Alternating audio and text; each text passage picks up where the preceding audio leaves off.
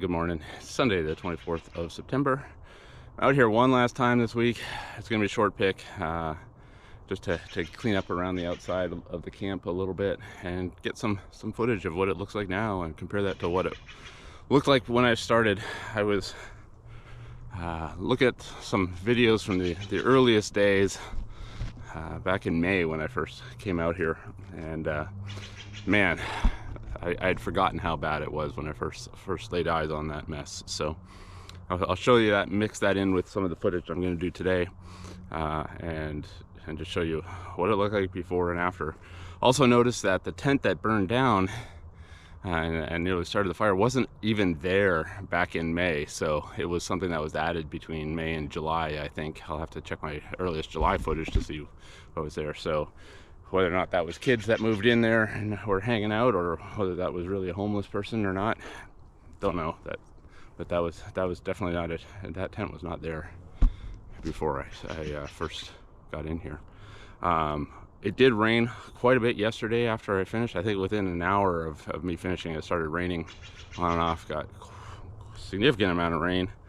I'm sure I'm standing here by the piles and just looking for box that may have some water in it that didn't drain.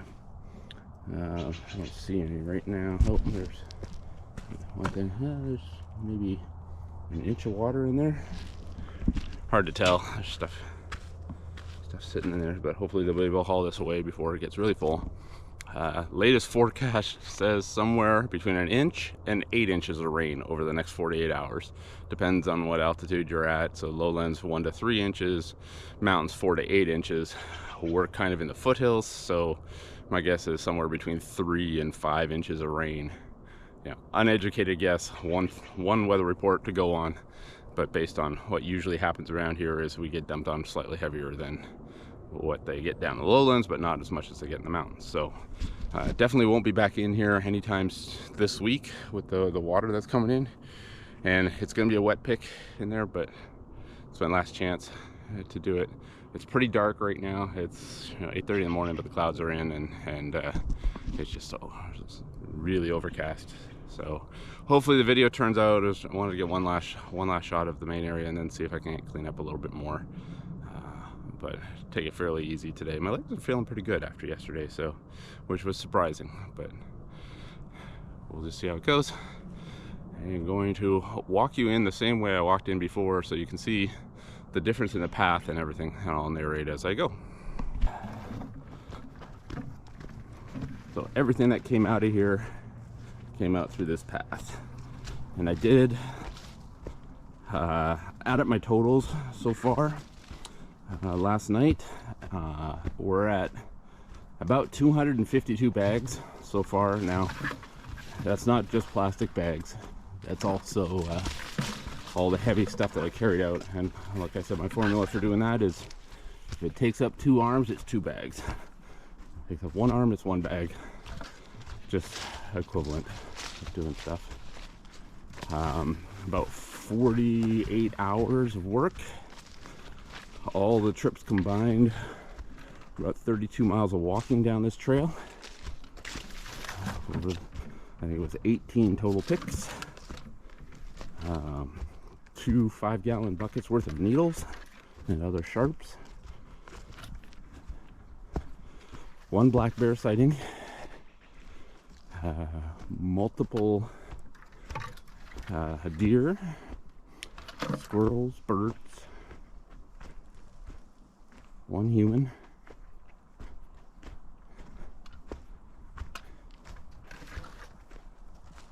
Many cobwebs.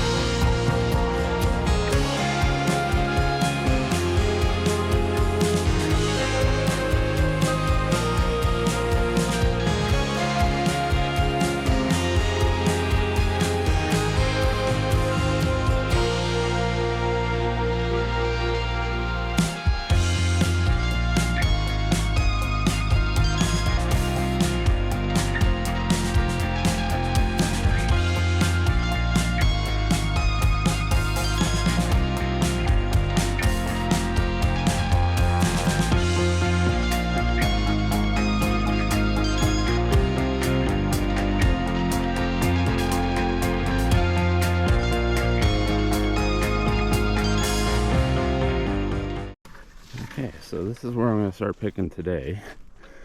So there's a few classic items around here. But the major mess is this big piece of foam that's been torn apart. So I'm going to try to get as much of this out as I can.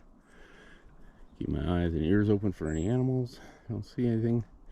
They're making enough noise coming in that they probably have gone the other way. But yeah, I'll set up here, clean this up best I can, and move on to the west side of the camp. So let's set it up as a time lapse here. Find something to set the camera on and go from there.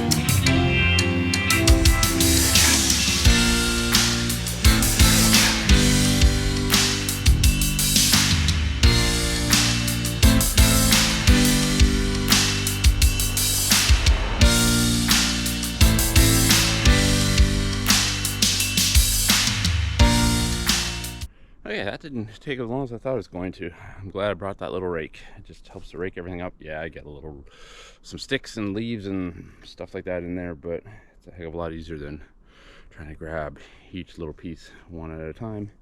There'll be more stuff that pops up around here. I can see little pieces that I missed, but I'll just do another quick little go around before I walk this stuff out to one of the camps, and then grab my bucket and picker and keep working my way towards the west. So I know there's more out there. So, but I'm glad to have this part or this one done. So I'll check back in a little bit. Well, I've covered all of the downhill side here west of the camp, and what I'm left with is this. Now it looks like a dump spot. There's a big sleeping bag or something that's totally come apart in there. It would be easy to clean up if it wasn't for this tree laying on top. So I'll have to see what I can do about moving that tree just a little bit. If I get enough leverage on it, shove it off and get in there and pick this stuff up. Most of the rest of what I found out in this area was all dragged out there by bears. A lot of it residential trash from the houses across the street. People just not securing their bins at night. And the bears going in and grabbing whatever smells good to them and hauling it away. But this is definitely a dump spot. I can tell by the stuff that's been dropped here, and it's not been dragged. So yeah, this is just gonna take a little bit. It might be more than I have energy to do today after bushwhacking through all of that stuff, but I'll see if I can shift the tree a bit and see if pulling on or getting this big sleeping bag or whatever out of there makes the pile a whole lot smaller, a whole lot quicker. So I will set the camera up for this one, and you can laugh at me as I try to move this 1,000 pounds of tree.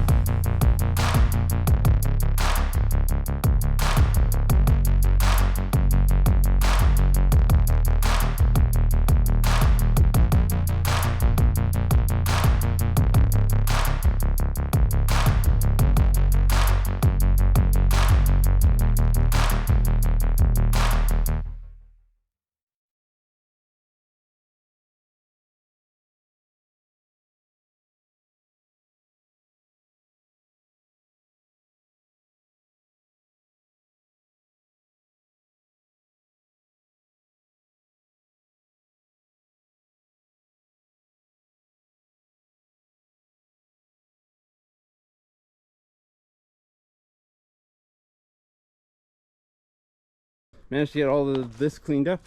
For the most part, polyester is just a pain in the butt to clean. Can't get it all. It just comes apart in smaller and smaller pieces. So whatever it's hooked onto, but I think I got the worst of it, or the most of it. So I've got about 8 bags to haul out, and then I'm done. Like done in here. So I'm gonna haul out, and I'll catch you on the outside. Hey, I'm all done. Everything has been hauled out. The 8 bags are hauled out. I picked up a couple of little things along the way, but yeah, it is all done, all clean, or as clean as I can make it for now.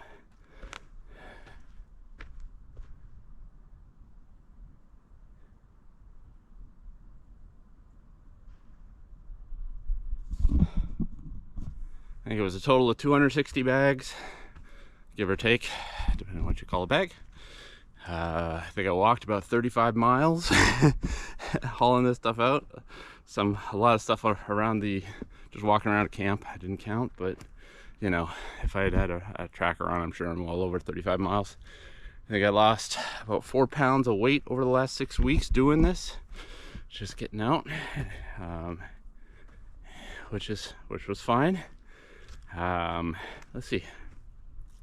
I get a lot of questions about why doesn't the city do this, or why doesn't the state do this, or something. And honestly, they got better things to do. I know that sounds bad. I know they should be doing that. But if you look at most cities and states' budget issues at this point, or budget priorities, they're looking at roads, they're looking at big ticket items, culvert replacements for salmon passage. You know, it's a big ecological one in this area. Cleaning up areas like this, cleaning up things like this, it just doesn't register on their chart. It's very manpower intensive, or person power intensive. This area, very few people would ever see this until you have a fire, and then people wonder why wasn't something done. And you know, it's part of the reason I started Trash Mob, is that it's up to us as citizens of the world to get out there and fix the problems ourselves. We can't be waiting for the government to take care of it. We can't be waiting for some altruistic company to get out there and do it because they know it's the right thing to do and they're willing to spend their money. That's not what shareholders pay them for. That's why we started a nonprofit, is to find ways to get people out here and to clean up areas like this. You know, it's one thing to be picking up trash along the side of the streets where you live and everybody can see it, and yeah, it makes your neighborhood look better. But long term, we got to clean up the areas that nobody can see. We got to get out there and repair the damage, and it takes more than one person to do this. It takes lots and lots and lots of people to do it. So if you take away one thing from all of these videos that I've made, is that yes, one person can clean up something this big. It was a lot of effort, but it's also, you have to have more people out here doing stuff. You have to get people out. So anything that we can do as part of our mission to get people out is what we're going to be focusing on. I love coming out here and doing these picks. I love the quiet of being in the forest. I love the smell after the rain. It's just great. It doesn't matter that this used to be a homeless camp or a drug camp, whatever you want to call it. Now it's clean and it's pretty, and it's not just pretty, it's gorgeous out here. And there's animals that like, as you see in my videos, bears and deer and squirrels and everything out here. So try to get off my soapbox now, wrap things up. I'm still seeing stuff on the ground that I may just go and grab my picker real quick and finish off a couple more pieces that I just saw as I'm wandering. But I'm always going to see more. I'll be back out here January or February once all the leaves have gone or fallen off of things for the season, and just see what else I missed. We're just at the beginning of that, so I'm starting to see stuff that I couldn't have seen even 3 weeks ago. or before all these rains. So I'll pick up another half bag here or so in the next couple of minutes, and then head on home and call it a day. I got lots of stuff to do that I've been putting off. Some adulting stuff that has to be done, laundry, and get back to normal. I won't be able to pick on evenings or do anything like that for the next while. It's just too dark too soon in the day. So no worries. I'll get out on the weekends when I can. Please like and subscribe if you enjoy this series.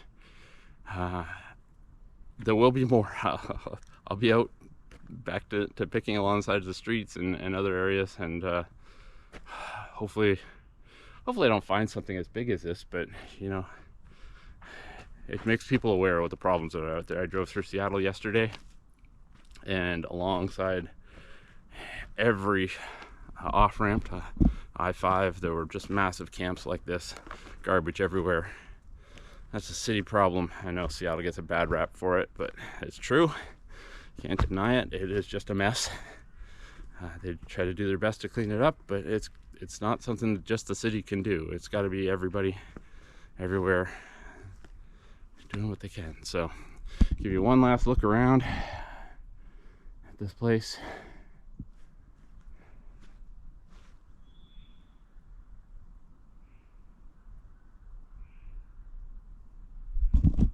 Again, please like, subscribe, comment down below. Thanks for tuning in for all of these.